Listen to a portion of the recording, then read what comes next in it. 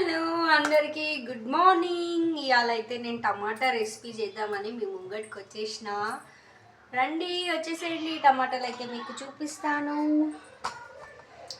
ఇదిగో పెద్ద పెద్ద టమాటాలు. ఇలా నాకు చాలా లేట్ అయిపోయింది, ఎందుకంటే నైట్ కొంచెం లేట్ పడుకున్నాను. అంటే నిన్న కొంచెం టెంపుల్స్కి వెళ్ళి బాగా అలసిపోయాను కదా, అందుకని లేట్ అయిపోయింది. అట్లానే